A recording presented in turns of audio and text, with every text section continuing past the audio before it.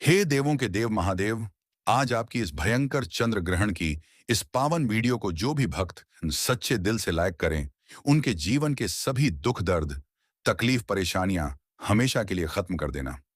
दोस्तों, comment box में जय भोलेनाथ जरूर लिखें। भक्तों, 28 अगस्त 2026 रक्षाबंधन के दिन लगने वाले चंद्र ग्रहण के बाद 6 राशि वाले होंगे धनवान इनके जीवन में होंगी। धन की वर्षा भगवान शिव के आशीर्वाद से अब इनको इस चंद्र ग्रहण के बाद करोड़पति बनने से कोई नहीं रोक। और 5 राशि वालों को होगा भयंकर घाटा। चंद्र ग्रहण वाले दिन गर्भवती महिलाएं हो जाएं। सावधान, वरना आपके शिशु को होगा भयंकर नुकसान।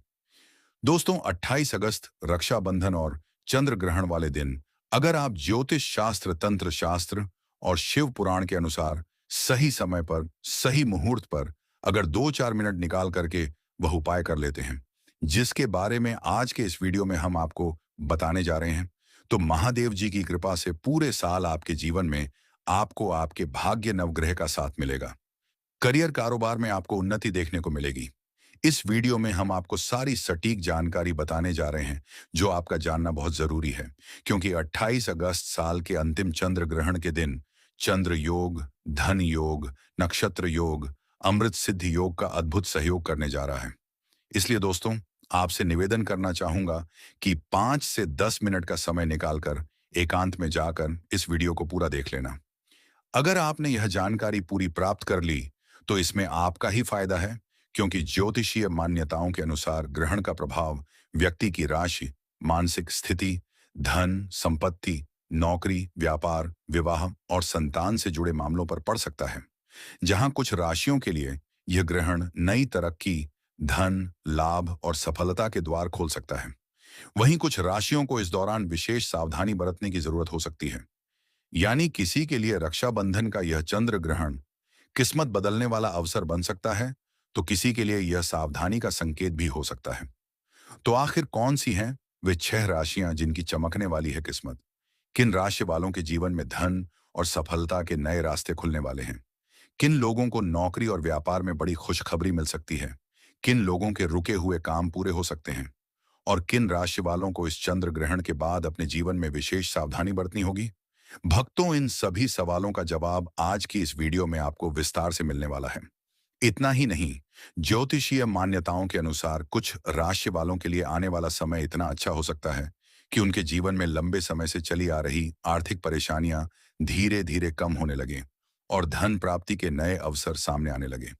सीधी सी बात कहें तो कुछ राशि वालों के लिए यह समय आर्थिक रूप से बेहद महत्वपूर्ण साबित हो सकता है। अगर आप वास्तुशास्त्र और ज्योतिष शास्त्र में विश्वास रखते हैं, तो आज हम जानेंगे कि आखिर कौन सी 6 राशियां हैं जिनकी किस्मत बदलने वाली है। किन राशियों को धन, सफलता और तरक्की के शुभ संकेत मिल सकते हैं, और किन राशियों को इस चंद्र ग्रहण के दौरान बेहद सावधान रहना होगा। साथ ही रक्षाबंधन के पावन पर्व पर चंद्र ग्रहण के दौरान क्या करना चाहिए और किन कामों को भूलकर भी नहीं करना चाहिए।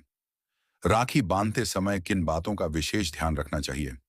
क्या चंद्र ग्रहण की वजह से रक्षाबंधन की पूजा या राखी बांधने के समय में कोई बदलाव होगा? क्या भद्रा का कोई प्रभाव रहेगा? क्या भारत में सूतक काल मान्य होगा? और सबसे बड़ा सवाल यह कि 28 अगस्त को बहनें अपने भाइयों को किस शुभ मुहूर्त में राखी बांधें? इन सभी सवालों के जवाब आज की इस वीडियो में आपको विस्तार से मिलने वाले हैं। इसलिए वीडियो को अंत तक जरूर देखिए, क्योंकि हो सकता है आपकी राशि भी उन खास राशियों में शामिल हो जिनके लिए यह चंद्र ग्रहण बड़ी खुशखबरी लेकर आने वाला है, और आपको पता ही ना हो कि आपके जीवन में आने वाला यह बदलाव आखिर किस दिशा से आने वाला है। किसी के पास धन नौकरी के माध्यम से आ सकता है, किसी के व्यापार में लाभ हो सकता है, किसी का रुका हुआ पैसा वापस आ सकता है, तो किसी के लिए कोई नया अवसर सामने आ सकता है। किस राशि के पास किस क्षेत्र से लाभ के संकेत हैं, किस राशि के लिए कौन सा समय सावधानी का है, और किस राशि के जातकों को इस दौरान किन बातों का ध्यान रखना चाहिए, ये सब कुछ आपको इसी वीडियो में एक एक करके बताऊंगा। दोस्तों, सावन के पवित्र महीने में रक्षाबंधन के दिन पड़ने वाला यह चंद्र ग्रहण साल 2026 की एक विशेष खगोलीय घटना है। रक्षाबंधन जैसा पवित्र पर्व और उसी दिन चंद्र ग्रहण होने की वजह से लोगों के मन में इस दिन को लेकर कई तरह के सवाल उठ रहे हैं। कुछ लोग इस ग्रहण को बेहद शुभ मान रहे हैं, तो कुछ लोग इसके नाम से ही चिंतित हो रहे हैं। लेकिन आपको चिंता करने की जरूरत नहीं है, क्योंकि आज की वीडियो में हम आपको इस चंद्र ग्रहण से जुड़ी पूरी जानकारी बिल्कुल आसान भाषा में समझाने वाले हैं। इस ग्रहण के बाद कुछ लोग अपने जीवन में अच्छे बदलाव की उम्मीद कर सकते हैं। वहीं कुछ लोगों को अपने स्वास्थ्य, धन और रिश्तों को लेकर सावधान रहने की जरूरत हो सकती है। इसलिए आज की वीडियो में बहुत ध्यान से हर एक बात को सुनिएगा। 5 से 10 मिनट का समय निकालकर इस वीडियो को बड़े ही ध्यान से देख लीजिए। अपने पूरे परिवार के कल्याण के लिए इस जानकारी को समझना आपके लिए जरूरी है। भगवान चंद्रदेव और भगवान भोलेनाथ की कृपा पाने के लिए इस वीडियो को सबसे पहले लाइक करके कमेंट सेक्शन में जय चंद्रदेव और हर हर महादेव जरूर लिखिए, ताकि भगवान चंद्रदेव और महादेव की कृपा आपके और आपके पूरे परिवार पर बनी रहे। साथ ही आज की इस वीडियो में हम आपको यह भी बताएंगे कि इस दिन कौन कौन से उपाय किए जा सकते हैं। अपनी राशि पर पड़ने वाले ज्योतिषीय प्रभावों को किस प्रकार समझा जा सकता है और किन बातों का ध्यान रखकर आप इस दिन को श्रद्धा और शांति के साथ मना सकते हैं। यह चंद्र ग्रहण 28 अगस्त 2026 रक्षाबंधन और सावन पूर्णिमा के दिन शुक्रवार को पड़ने जा रहा है, और यह चंद्र ग्रहण रक्षाबंधन जैसे पवित्र त्योहार के अवसर पर पड़ रहा है। इसीलिए इस दिन को लेकर लोगों में विशेष उत्सुकता बनी हुई है। आप सभी को मैं सूचित करना चाहूंगा कि यह कोई सामान्य खगोलीय घटना नहीं है। इस दिन आकाश में एक अद्भुत खगोलीय घटना घटित होने वाली है। इसीलिए ज्योतिषीय मान्यताओं के साथ साथ वैज्ञानिक दृष्टि से भी इस घटना को लेकर लोगों में काफी उत्सुकता बनी हुई है। 28 अगस्त 2026 का ग्रहण आंशिक चंद्र ग्रहण होगा। इसका मुख्य आंशिक चरण भारतीय समय के अनुसार लगभग 8:04 से 11:25 तक रहेगा, और इसका अधिकतम चरण लगभग 9:45 के आसपास होगा। अब बात करते हैं रक्षाबंधन के शुभ मुहूर्त की। दोस्तों, 28 अगस्त 2026 को रक्षाबंधन शुक्रवार के दिन मनाया जाएगा। पंचांग गणना के अनुसार राखी बांधने का समय लगभग सुबह 5:02 से लेकर 9:56 तक बताया गया है। वहीं अलग अलग शहरों में सूर्योदय के समय में कुछ मिनट का अंतर होने के कारण राखी बांधने का समय भी थोड़ा आगे पीछे हो सकता है। इसलिए अपने शहर के पंचांग के अनुसार समय जरूर देख लें। महत्वपूर्ण बात यह है कि 28 अगस्त को भद्रा सूर्योदय से पहले ही समाप्त हो चुकी होगी, और पूर्णिमा तिथि भी सुबह लगभग 9:56 तक रहेगी। अब यहाँ एक बात आपको विशेष रूप से समझनी होगी। रक्षाबंधन पर भद्रा को लेकर हमेशा से सावधानी बरतने की परंपरा रही है। मान्यता है कि भद्रा काल में राखी बांधने जैसे शुभ कार्य नहीं करने चाहिए। लेकिन साल 2026 में 28 अगस्त की सुबह भद्रा समाप्त हो चुकी होगी। इसलिए 28 अगस्त को राखी बांधने के लिए भद्रा का डर रखने की जरूरत नहीं है। प्रिय दर्शकों, आप सभी से मेरा निवेदन है कि इस वीडियो को लाइक जरूर कर दीजिए, और साथ ही अपने उन भाई बहनों तक इस जानकारी को जरूर शेयर करिए जो रक्षाबंधन और चंद्र ग्रहण की वजह से असमंजस में है। खासकर अगर आपके घर में कोई बहन अपने भाई को राखी बांधने की तैयारी कर रही है, तो उसे यह जानकारी जरूर बताइए, ताकि वह किसी अफवाह की वजह से परेशान ना हो। क्योंकि रक्षाबंधन भाई बहन के प्रेम और विश्वास का त्योहार है, और इस पवित्र दिन को डर और भ्रम से नहीं, बल्कि श्रद्धा और प्रेम के साथ मनाना चाहिए। दोस्तों, अब हम जान लेते हैं कि चंद्र ग्रहण और रक्षाबंधन के दौरान वह कौन सी ऐसी गलतियां हैं जो आपको भूल कर भी नहीं करनी चाहिए। सबसे पहले तो इस बात को समझ लीजिए कि भारत में यह ग्रहण दिखाई नहीं दे रहा है, इसलिए यहां सूतक काल मान्य नहीं माना जाता। लेकिन धार्मिक मान्यताओं को मानने वाले लोगों के लिए कुछ ऐसे कार्य हैं जिन्हें ग्रहण के दिन या रक्षाबंधन के पावन दिन करने से बचने की सलाह दी जाती है। सबसे पहला काम, अगर आपके घर पर कोई भी गर्भवती महिला है तो उसे डरने की बिल्कुल जरूरत नहीं है। चंद्र ग्रहण भारत में दिखाई नहीं देगा, इसलिए चंद्रमा की रोशनी या ग्रहण की छाया के गर्भ पर पड़ने से बच्चे को नुकसान होगा, ऐसी वैज्ञानिक पुष्टि नहीं है। फिर भी अगर परिवार धार्मिक मान्यताओं के अनुसार सावधानी रखना चाहता है, तो गर्भवती महिला अपनी सुविधा के अनुसार सामान्य दिनचर्या रख सकती है और अनावश्यक डर से बचना चाहिए। रक्षाबंधन के दिन गर्भवती महिलाओं को आराम, पौष्टिक भोजन और मानसिक शांति पर ध्यान देना चाहिए। दूसरा, इस बात का विशेष करके आप लोगों को ध्यान रखना होगा कि रक्षाबंधन के पावन दिन भूलकर भी तुलसी माता का अनादर मत कीजिएगा। धार्मिक परंपराओं में तुलसी को अत्यंत पवित्र माना गया है। आप तुलसी को जल दें या ना दें, यह आपके घर की परंपरा और उस दिन की पूजा विधि पर निर्भर करता है। लेकिन तुलसी के पौधे को नुकसान पहुंचाना, उसके पत्ते तोड़ना या बिना आवश्यकता के उसे छूना उचित नहीं माना जाता। इसीलिए भक्तों रक्षाबंधन के दिन तुलसी माता के सामने दीपक जलाकर भगवान विष्णु और माता लक्ष्मी का स्मरण जरूर कर सकते हैं। तीसरा दोस्तों, रक्षाबंधन जैसे पवित्र पर्व के दिन घर में पैसे का लेन देन करते समय विशेष सावधानी रखिएगा। अगर कोई जरूरी भुगतान या व्यापारिक लेन देन करना हो तो उसे केवल ग्रहण के डर से रोकने की आवश्यकता नहीं है, क्योंकि भारत में यह ग्रहण दिखाई नहीं देगा। लेकिन धार्मिक मान्यता रखने वाले लोग ग्रहण के समय अनावश्यक आर्थिक लेन देन से बचना चाह तो अपनी इच्छा के अनुसार बच सकते हैं। सबसे जरूरी बात यह है कि रक्षाबंधन के दिन भाई और बहन के बीच प्रेम बना रहे और पैसों की वजह से रिश्तों में किसी भी प्रकार की कड़वाहट ना आए। चौथा, चंद्र ग्रहण और रक्षाबंधन के दिन पति और पत्नी आपस में दूरी बनाकर रखने या ब्रह्मचर्य का पालन करने की बात कई धार्मिक परंपराओं में कही जाती है, लेकिन इसे अनिवार्य नियम की तरह नहीं लेना चाहिए। हाँ भक्तों, इस पावन दिन आपस में झगड़ा बिल्कुल मत कीजिएगा। रक्षाबंधन परिवार और भाई बहन के प्रेम का पर्व है। अगर इस दिन आपके घर में लड़ाई झगड़ा, गाली गलौज और अशांति होगी तो घर का वातावरण खराब होगा। इसलिए इस दिन प्रेम से रहिए, बड़ों का आशीर्वाद लीजिए और अपने परिवार में सकारात्मक वातावरण बनाए रखिए। पांचवा, इस बात का विशेष करके ध्यान रखिएगा दोस्तों, रक्षाबंधन के पावन दिन भूलकर भी तामसिक भोजन जैसे मांस, मछली और अंडा आदि का सेवन करने से बचना चाहते हैं तो अपनी धार्मिक मान्यता के अनुसार सात्विक भोजन कर सकते हैं। अगर आप नशीले पदार्थों का सेवन करते हैं तो इस पावन पर्व के दिन ऐसी चीजों से पूरी तरह दूर रहना ही अच्छा है। भक्तों, रक्षाबंधन का दिन भाई बहन के पवित्र रिश्ते का दिन है। इसलिए इस दिन मन, वचन और कर्म से शुद्ध रहने का प्रयास करें। धार्मिक मान्यता के अनुसार सात्विक भोजन करने से मन शांत रहता है और घर में सकारात्मक वातावरण बना रहता है।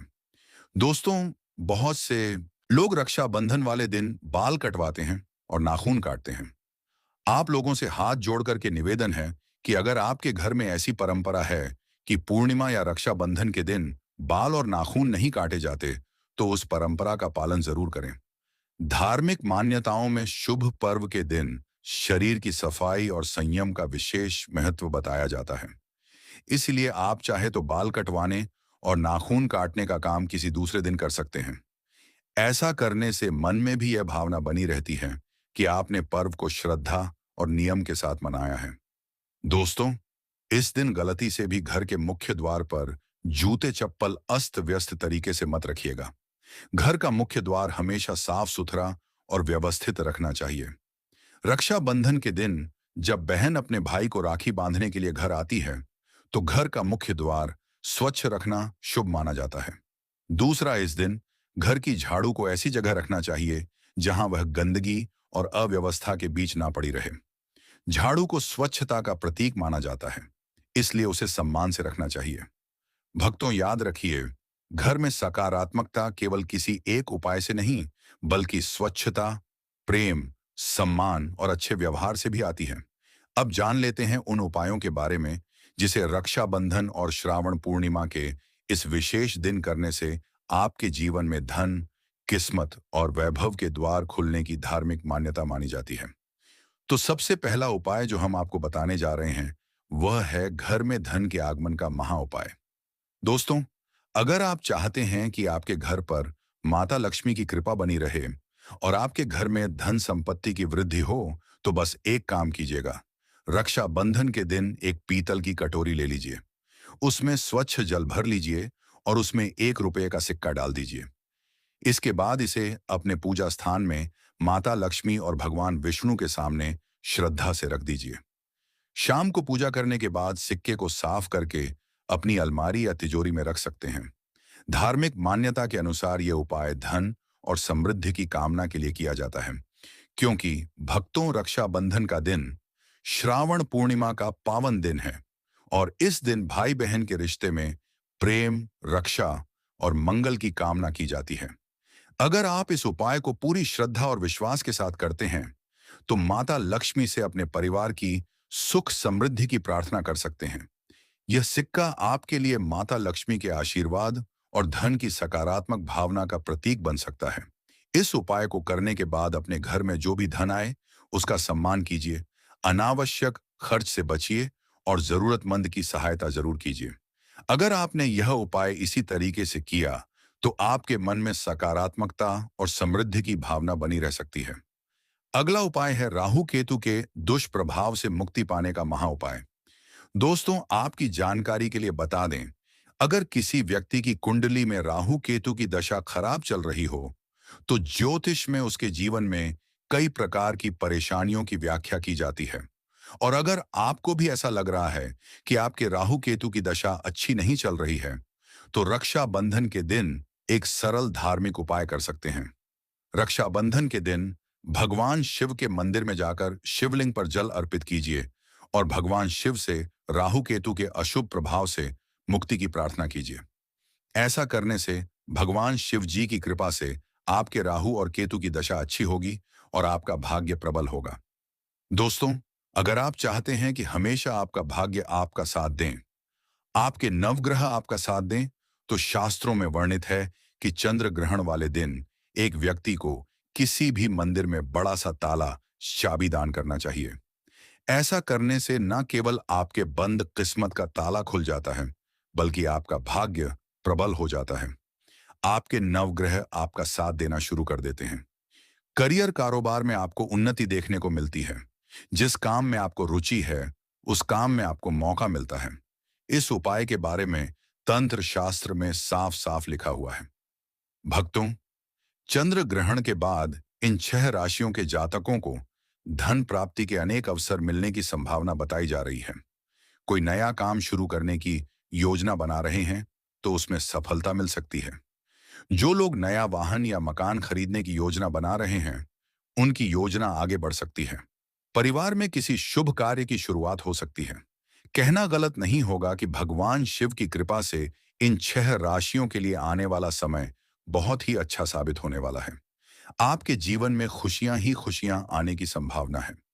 आपकी आर्थिक स्थिति मजबूत हो सकती है और आपको अपने जीवन में अनेक प्रकार के लाभ, धन लाभ और बड़ी बड़ी सफलताओं की प्राप्ति हो सकती है। तो सबसे पहली भाग्यशाली राशि है मेष राशि। इस चंद्र ग्रहण के बाद मेष राशि वालों के जीवन में इनको धन, सुख, वैभव, ऐश्वर्य की प्राप्ति होगी। लंबे समय से आपका व्यापार घाटे में चल रहा था। अब आपके व्यापार के द्वारा आपको धन की प्राप्ति होने वाली है। मार्केट में अटका हुआ पैसा आपको वापस मिल जाएगा। अगर आप मार्केट में पैसा निवेश करते हैं, तो वहां से आपको फायदा होगा। मेष राशि वाले लंबे समय से कई प्रकार की उलझन और समस्याओं में फंसे हुए थे, लेकिन इस चंद्र ग्रहण के बाद मेष राशि वालों के जीवन में एक चमत्कारी और सकारात्मक बदलाव आने जा रहा है। इस चंद्र ग्रहण के बाद मेष राशि वाले अपने भाग्य में परिवर्तन देखेंगे। आपका भाग्य आपका साथ देना शुरू कर देगा। आपके नवग्रह की पीड़ा भी खत्म हो जाएगी। कुल मिलाकर अगर कहा जाए, तो महादेव जी की कृपा मेष राशि वालों को इस प्रकार से मिलने वाली है, जिसका यह काफी समय से इंतजार कर रहे थे। अगर आप मेष राशि के हैं, तो इस चंद्र ग्रहण के बाद प्रत्येक सोमवार को भगवान भोलेनाथ के मंदिर जाकर आपको शिवलिंग पर अपना मुख उत्तर की तरफ करके एक लोटा जल अर्पित करना होगा। अगर आप ऐसा प्रत्येक सोमवार को करेंगे, तो पूरे साल आपका भाग्य आपका साथ देगा और महादेव जी की कृपा इस ग्रहण के बाद पूरे साल आप पर बनी रहेगी। दूसरी खुशनसीब राशि जिसका जीवन इस चंद्र ग्रहण के बाद पूरी तरह से बदलने जा रहा है, वह है कन्या राशि।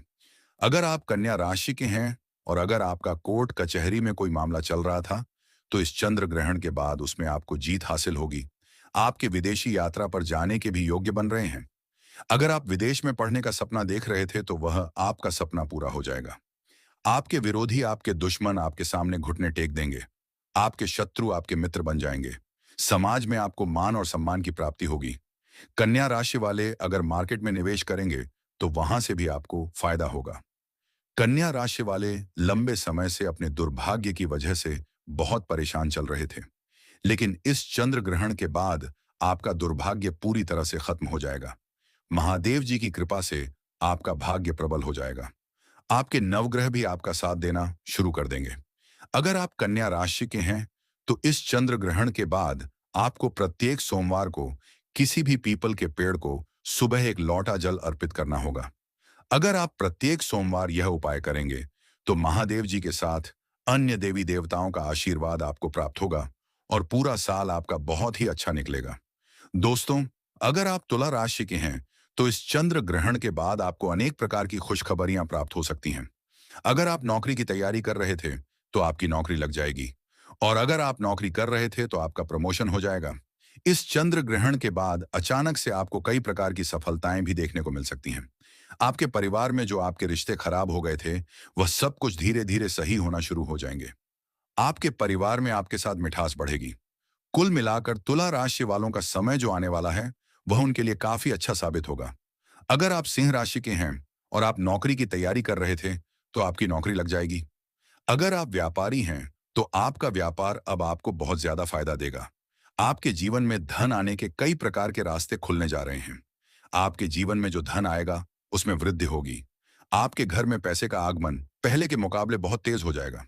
सिंह राशि वाले अगर इस चंद्र ग्रहण के बाद कोई भी नया व्यापार शुरू करेंगे, तो वहां से भी आपको काफी अच्छा मुनाफा देखने को मिलेगा। मार्केट में अगर आप ऐसा निवेश करेंगे, तो वहां भी आपको फायदा देखने को मिलेगा। कुल मिलाकर इस चंद्र ग्रहण के बाद सिंह राशि वालों का आने वाला समय काफी ज्यादा कल्याणकारी और काफी ज्यादा शुभ होने वाला है। दोस्तों, अगर आप मिथुन राशि के हैं और लंबे समय से बीमार चल रहे थे, तो इस चंद्र ग्रहण के बाद आपकी बीमारी से आपको मुक्ति मिल जाएगी। महादेव जी की कृपा से आपका स्वास्थ्य बिल्कुल सही हो जाएगा। स्वास्थ्य संबंधित हर प्रकार की समस्याओं से आपको मुक्ति मिल जाएगी। प्रिय माताओं बहनों, हो जाओ सावधान, क्योंकि रक्षाबंधन के इस अत्यंत पावन और दिव्य पर्व पर लगने जा रहा है साल 2026 का दूसरा और सबसे महत्वपूर्ण चंद्र ग्रहण। इस ग्रहण के दौरान 12 में से 6 राशियों की बदलेगी किस्मत। दोस्तों, यह केवल आकाश के शून्य में घटने वाली कोई साधारण भौतिक घटना नहीं है, बल्कि यह वह दुर्लभ क्षण है जब संपूर्ण ब्रह्मांड, प्रकृति के पांचों तत्व और मनुष्य की आंतरिक चेतना एक अत्यंत गहरे और निर्णायक मोड़ पर आकर खड़े हो जाते हैं। श्रावण मास की यह पूर्णिमा, जिसे सदियों से हमारे सनातन धर्म में रक्षाबंधन, कजरी पूर्णिमा और श्रावणी उपाक्रम के महापर्व के रूप में मनाया जाता रहा है, वह पावन दिन जब घर घर में उल्लास का वातावरण होता है। बहनें अपने भाइयों की कलाई पर रक्षा, विश्वास, प्रेम और दीर्घायु का संकल्प सूत्र बांधती हैं। वातावरण में वैदिक मंत्रों और पारिवारिक सौहार्द की मधुर गूंज होती है। ठीक उसी पावन समय पर अंतरिक्ष में चंद्रमा पर पृथ्वी की गहरी छाया पड़ने जा रही है। विज्ञान और आधुनिक खगोल शास्त्र के दृष्टिकोण से देखें, तो चंद्र ग्रहण तब घटित होता है जब गतिमान पृथ्वी सूर्य और चंद्रमा के ठीक बीच में एक सीधी रेखा में आ जाती है, जिससे सूर्य से आने वाला प्रत्यक्ष प्रकाश पृथ्वी के कारण रुक जाता है और चंद्रमा पर पृथ्वी की सघन छाया पड़ने लगती है। खगोल विज्ञान इसे प्रकाश और छाया का एक अद्भुत खेल मानता है, परंतु हमारे प्राचीन ऋषियों, वैदिक मनीषियों और समुद्र मंथन के रहस्यों को उद्घाटित करने वाले ज्योतिष शास्त्र ने इसके पीछे छिपे सूक्ष्म ऊर्जा तंत्र को गहराई से समझा है।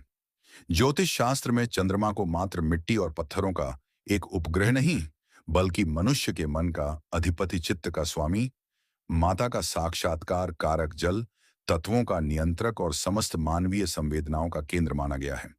शास्त्रों का यह अटल सूत्र है कि चंद्रमा मनसो जातः, अर्थात चंद्रमा से ही मन की उत्पत्ति हुई है।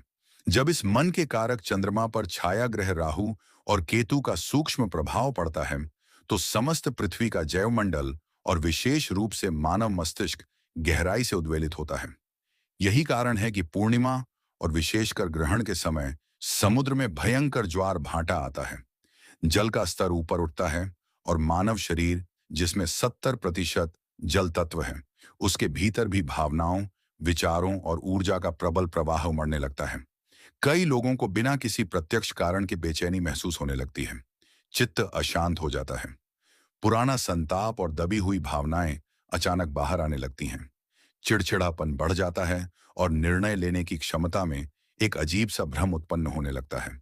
अब सबसे महत्वपूर्ण बात यह समझना है कि 28 अगस्त 2026 शुक्रवार के दिन श्रावण पूर्णिमा पर घटित होने वाला यह चंद्र ग्रहण भारत के संदर्भ में कैसा रहेगा और इसका वास्तविक स्वरूप क्या है। खगोलीय गणनाओं और अंतर्राष्ट्रीय वेधशालाओं के स्पष्ट आंकड़ों के अनुसार यह चंद्र ग्रहण भारत के किसी भी हिस्से में, किसी भी नगर या गांव में दिखाई नहीं देगा। इसका कारण यह है कि जिस समय ब्रह्मांड में यह चंद्र ग्रहण अपने चरमोत्कर्ष पर घटित हो रहा होगा, उस समय भारत के आकाश में सूर्य देव चमक रहे होंगे। यानी भारत में दिन का उजाला होगा और चंद्रमा हमारे भौगोलिक क्षितिज के काफी नीचे छिपा रहेगा। सनातन धर्म और नारद संहिता, निर्णय सिंधु जैसे प्रामाणिक धर्म ग्रंथों का यह स्पष्ट और सर्वमान्य नियम है कि यस दर्शनम तस सूतकम, अर्थात जो ग्रहण जिस भूभाग में अपनी आंखों से दृश्यमान नहीं होता, उस भूभाग में उसका कोई भी स्थूल या धार्मिक सूतक काल मान्य नहीं होता है। इसका सीधा, सरल और स्पष्ट अर्थ यह है कि भारत में रहने वाले किसी भी नागरिक, श्रद्धालु, बहन या भाई के लिए सूतक के वे कठोर नियम लागू नहीं होंगे जो प्रत्यक्ष दिखने वाले ग्रहण में लागू होते हैं। भारत में मंदिरों के कपाट बंद करने की आवश्यकता नहीं होगी, मूर्तियों को ढकने की जरूरत नहीं पड़ेगी, भोजन बनाने और खाने पर कोई पाबंदी नहीं रहेगी और ना ही दैनिक पूजा पाठ या देव अनुष्ठान रोके जाएंगे। रक्षाबंधन का पर्व पवित्र रक्षा सूत्र बांधने की पूरी विधि और श्रावणी उपाक्रम के सभी अनुष्ठान भारत में पूर्ण रूप से बिना किसी धार्मिक संकोच, भय या बाधा के हर्षोल्लास के साथ संपन्न किए जा सकेंगे। परंतु हमारे वे भाई बहन और दर्शक जो भारत की सीमाओं से बाहर विदेशों में निवास कर रहे हैं, उनके लिए स्थिति बिल्कुल अलग और अत्यंत संवेदनशील है। यह चंद्र ग्रहण मुख्य रूप से पश्चिमी गोलार्ध के देशों में बहुत स्पष्ट रूप से दिखाई देने वाला है।